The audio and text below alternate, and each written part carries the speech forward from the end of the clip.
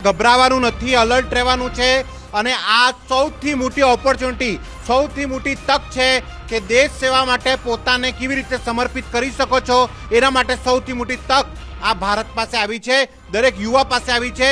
કારણ કે 1971માં આવા સાયરન સાંભળ્યા હતા જ્યારે આપણામાંથી કોઈ અત્યારે એમાં હયાત નહોતું. બધા યંગસ્ટર આવ્યા છે જેમનો જન્મ 71 બાદ થયો છે. એટલે આ ફરી તમે સાંભળવાના છો, 54 વર્ષ પછી સાંભળવાના છો.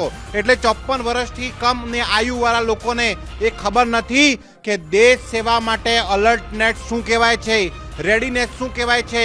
તો આ આપણા માટે સૌથી મોટી ઓપોર્ચ્યુનિટી છે વિકાસ, અને એ ઓપોર્ચ્યુનિટી બધા લોકોને લેવાની છે, બધા લોકોને અલર્ટ રહેવાનું છે. ફરી કહીએ છીએ, ગભરાવાનું બિલકુલ નથી, કોઈ એવી હતાહત નથી થવાની. એનું કારણ એ છે કે ભારત પાસે જે ઇક્વિપમેન્ટ છે, ભારત પાસે જે ડિફેન્સની ટેકનોલોજી છે, ભારત પાસે કોઈ બી અટેક હવામાં ધ્વસ્ત કરી દેવાની જે સિસ્ટમ છે, એર ડિફેન્સ સિસ્ટમ છે, એ એટલું પાવરફુલ છે કે જેના કારણે પાકિસ્તાનની કોઈ બી વસ્તુ ભારત સુધી આવવાની નથી અને સામાન્ય લોકોને નહીં ફરક પડે. પણ પાકિસ્તાન જે છે એક અનપ્રોફેશનલ આર્મી છે. અનપ્રોફેશનલ આર્મી એટલે કે એ લોકોને ખાલી બ્લડ શેલની તાલીમ મળી છે. ભારતની આર્મી ક્યારે સામાન્ય લોકો ઉપર અટેક નથી કરતી. દેશની કોઈ બી કે વિશ્વની કોઈ બી પ્રોફેશનલ આર્મી સામાન્ય લોકોને હતાહત નથી પહોંચાડતી. પણ પાકિસ્તાનની આર્મી એક આતંકવાદી સંગઠનો દ્વારા ચાલતી આર્મી છે. તેને આર્મીમાં મોટા પાયે કમાન્ડરો, પાકિસ્તાનમાં રહેતા આતંકવાદીઓના ઈશારે કામ કરતી સંસ્થાઓ, આઈએસઆઈ, લશ્કરે તોયબા, જૈશ એ મોહમ્મદ, આ બધા જ લોકો પાકિસ્તાની આર્મીને ગવર્ન કરે છે. અને એ કારણ એવું છે કે એ લોકો પ્રોફેશનલ આર્મી ના હોવાના કારણે એ ગમે તે ડિસિઝન લઈ શકે છે, એ ગમે તે વસ્તુ કરી શકે છે. અને એમાં ભારતનું નુકસાન ના થાય, સામાન્ય લોકોનું નુકસાન ના થાય, એના માટે આ મોક ડ્રીલ છે. આ મોક ડ્રીલ એના માટે બી છે કે દેશ ઉપર ક્યારે વિપત્તિ આવે ત્યારે બધા દેશવાસીઓ કેવી રીતે એક રહી શકે છે, કેવી રીતે કોઈ બી વિપત્તિના ક્ષણોમાં આપણા સાથે રહી અને કોઈ બી વિપત્તિથી લડી શકાય, એના માટે શું કરવું જોઈએ, એની આ એક પ્રકારની ટ્રેનિંગ છે. અને આ જ કારણ છે કે વધારે લોકોને આમાં જોડાવવું જોઈએ, વધારે લોકોને આમાં અલર્ટનેસ પોતાની રાખવી જોઈએ. તમારી પાસે જે બી કાબિલિયત છે, તમારી પાસે જે બી સ્કિલ છે, તમારા પાસે જે બી એવી વસ્તુ છે જે દેશ માટે કામ આવી શકે છે, તો એ કરવાના દિવસો આવી ગયા છે. પાકિસ્તાનના ભૂક્કા બોલાવવાના છે, એમાં કોઈ બેમત નથી. શું થશે, વોર થશે, નહીં થાય, કેટલા લેવલનું થશે, કેટલી ગ્રીવન્સીસ થઈ શકે છે, કેટલો મોટો ઇમ્પેક્ટ હશે, આ કોઈને ખબર નથી. પણ એક વસ્તુ આપણે બધાને આજે ખબર છે, એ છે કે પોતાના દેશ માટે તૈયાર રહેવું, પોતાના રાષ્ટ્રહિત માટે પોતાની જે બી સ્કિલ છે એ આગળ આવીને બતાવવાની. આજે જ નક્કી કરો અને કમેન્ટ કરો, તમારા સોશિયલ મીડિયા પ્રોફાઇલ ઉપર લખો કે તમારા પાસે શું સ્કિલ છે.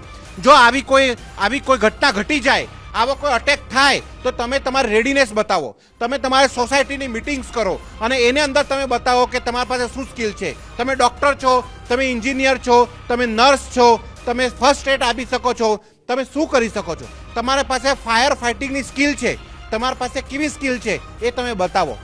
આવી પરિસ્થિતિઓમાં ગમે તે વસ્તુની જરૂરત પડી શકે છે. હવે ખાસ વાતો આપણે અહીંયા બતાવતા જઈશું. કારણ કે 1971માં જે વસ્તુ થઈ હતી ત્યારે આવા સાયરન વાગ્યા હતા. 1999માં કરગિલ યુદ્ધના સમયે આવા સાયરન નહોતા વાગ્યા વિકાસ. એનું કારણ એ હતું કે 1999ની જે લડાઈ હતી એ ક્ષેત્રીય લડાઈ હતી. એટલે કે એક જગ્યા ઉપર લડાવવાની લડાઈ હતી. એટલે દ્રાસ, કારગિલ, જમ્મુ કાશ્મીર, LOC, આ બધી જગ્યાઓ ઉપર સૌથી વધારે ઇમ્પેક્ટ હતો, પણ બાકી જગ્યાઓ ઉપર ઇમ્પેક્ટ નહોતો. પણ અત્યારની જે પરિસ્થિતિ છે એ પરિસ્થિતિ ગમે તે સ્વરૂપ લઈ શકે છે. કારણ કે આપણી આર્મી, નેવી, એરફોર્સ તૈયાર છે, એ લોકોને બી તૈયાર છે. આપણે બહુ પાવરફુલ છે, આપણું ડિફેન્સ સિસ્ટમ બહુ તગડું છે, એમાં કોઈ બેમત નથી. પણ છતાંય મેં વારંવાર એક જ વાત કીધું કે પાકિસ્તાનની આર્મી, પાકિસ્તાનની નેવી, પાકિસ્તાનની એરફોર્સ એ જેહાદીઓની ઇમ્પેક્ટ વધારે છે એમના મસ્તિષ્ક ઉપર. એટલે જે વારે ઘડી નાનપણથી બ્રેન વોશ થઈને આવેલા છે. એટલે પ્રોફેશનલ આર્મી નથી, પ્રોફેશનલ ફોર્सेस નથી. એટલે એ ગમે તે વસ્તુ કરી શકે છે. આપણે શું ધ્યાન રાખવું જોઈએ એની વાત હું તમને કરવા માંગુ છું. આપણે શું ધ્યાન રાખી શકીએ છીએ, પોતાનો જીવ બચાવ્યો એ સૌથી મોટી વાત છે. પોતાના જીવ બચાવીને બાકીના લોકોને કેવી રીતે મદદ કરો એ બીજી મહત્વપૂર્ણ વસ્તુ છે. ત્રીજી વસ્તુ એ છે કે જો આવી કોઈ વસ્તુ થઈ જાય તો લોકોને સેફલી શેલ્ટર કેવી રીતે આપવું, આ ચોથી મહત્વપૂર્ણ વસ્તુ છે.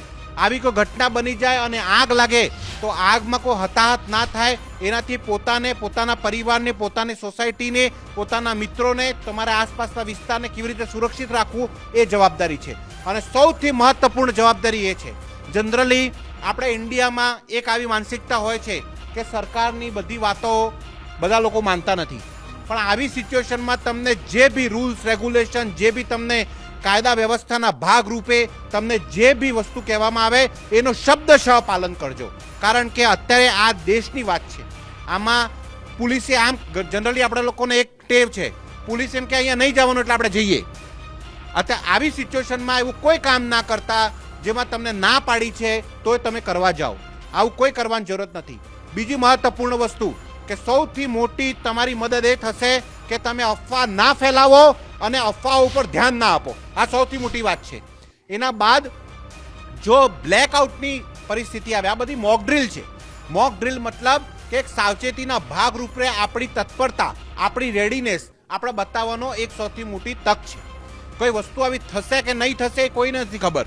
ના થવાના ચાન્સીસ બહુ વધારે છે કારણ કે ભારત એટલું શક્તિશાળી રાષ્ટ્ર છે.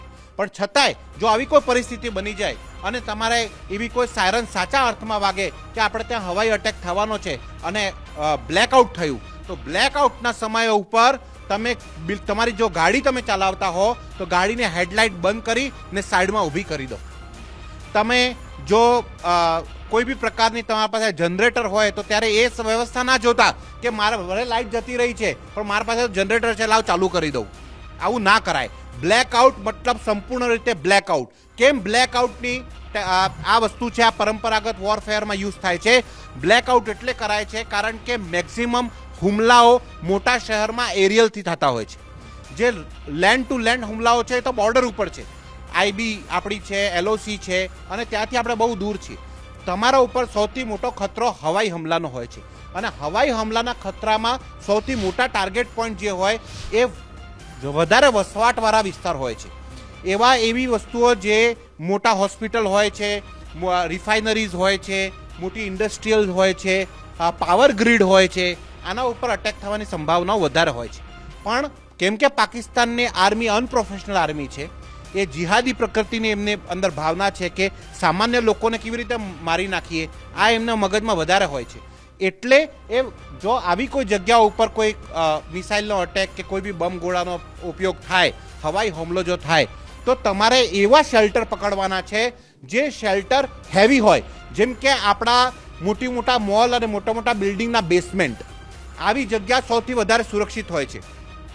આપણા તમે કોઈ રોડ ઉપર જતા હો ને આવું કોઈ સાયરન વાગે ને ખરા અર્થમાં કઈ એવી વસ્તુ આવવાની હોય તો તમે જે અંડરપાસો હોય છે, અંડરપાસ ઉપર ઘણા બધા વાહનો જતા હોય છે અને મોટા ટનોબંધી વજન સહન કરવાની ક્ષમતા હોય છે, તેવા અંડરપાસમાં પોતાનું શેલ્ટર લઈ શકો છો. જાહેર જગ્યા ઉપર, રોડ, ગાર્ડન, આવી બધી જગ્યા ઉપર જવાની જરૂરત નથી. જો ભૂકંપની મોક ડ્રીલ અને વોરફેરની મોક ડ્રીલમાં આ જ અંતર છે. ભૂકંપના સમયે આપણે એમ કહીએ છીએ કે તમે બધે ખુલ્લી જગ્યાએ આવી જાઓ. વોરફેરમાં આપણે એમ કહીએ છીએ કે તમે ખુલ્લી જગ્યા ઉપર ના આવો, તમે એવી જગ્યા ઉપર શેલ્ટર લો જ્યાં તમે પોતાનો જીવ બચાવી શકો. એના સાથે તમારા પાસે ટોર્ચ, તમારા પાસે દવાઓ, તમારા પાસે પાણી અને નાની મોટી જમવાની વ્યવસ્થા. એનો મતલબ એમ નથી કે આપણે એક થેલો ભરીને ચવાણું જોડે રાખી લઈએ. કહેવાનો મતલબ એમ જ છે કે કંઈક એવી વ્યવસ્થાઓ તમારી પાસે હોવી જોઈએ જે તમારી પાસે હોય અને આવી કોઈ વ્યવસ્થા થાય તો તમે એને પોતાનો જીવ બચાવી શકો છો, સર્વાઈવ કરી શકો છો. આ બધી જ વસ્તુઓ સાવચેતીના ભાગરૂપે છે વિકાસ. આનો બિલકુલ મતલબ એ નથી કે તમે જે છે એ આને લઈને ગભરાઈ જાઓ કે તમે આને લઈને કંઈ તમારા અંદર એવી વસ્તુ આવી જાય કે હવે તો આ થવાનું જ છે. આવું નથી. પણ આ એક વસ્તુ છે ને, સિવિલ ડિફેન્સ જે છે એને અંદર આપણું દેશ તો બહુ સિક્યોર છે. આજે 54 વર્ષ પછી સાયરન વગાડવાનો પહેલો મોકો આવ્યો છે, 54 વર્ષ પછી. પણ ઇઝરાયલ જેવો કન્ટ્રી જ્યાં રોજ આવા સાયરન વાગે છે, જ્યાં રોજ આવા અટેક થાય છે, જ્યાં રોજ આવી વસ્તુઓ થાય છે, એ લોકોને સ્કૂલમાંથી જ આ ટ્રેનિંગ અપાતી હોય છે, જ્યાં આપણે ત્યાં હવે આપવી જ જોઈએ એવું મને લાગે છે. અને વર્ષોથી હું કહેતો આવ્યો છું કે સ્કૂલમાંથી જ ફરજિયાત આર્મી ટ્રેનિંગ દરેક વ્યક્તિને આપવી જરૂરી છે. કારણ કે તમારી પાસે સેલ્ફ ડિફેન્સ સિસ્ટમ છે, તમારી પાસે સિવિલ ડિફેન્સ સિસ્ટમ છે. તો પાકિસ્તાન જેવા 50 દેશોની બી આર્મી તમારા ઉપર અટેક કરે તો તમે સર્વાઈવ કરી શકો, તમે જીતી શકો છો.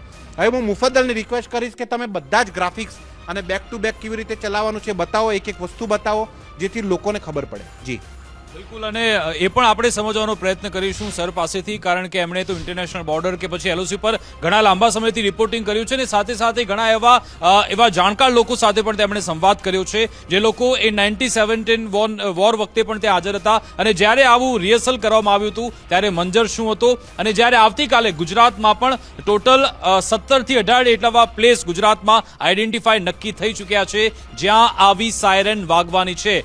આવી સાયરન વાગે ત્યારે આખરે શું કરવું? તમે પણ આ સાયરન કેવું વાગશે એ બતાવો પહેલા. સાયરન વાગે તો કેવી આવાજ આવે? ધીમેથી ફાસ્ટ જતી હોય અને ફાસ્ટ થી ધીમે થતી હોય, અને આ સૌથી અગત્યની છે. આનો વોઇસ તમે ફૂલ કરીને બતાવો કે કેવી સાયરન વાગે છે. બિલકુલ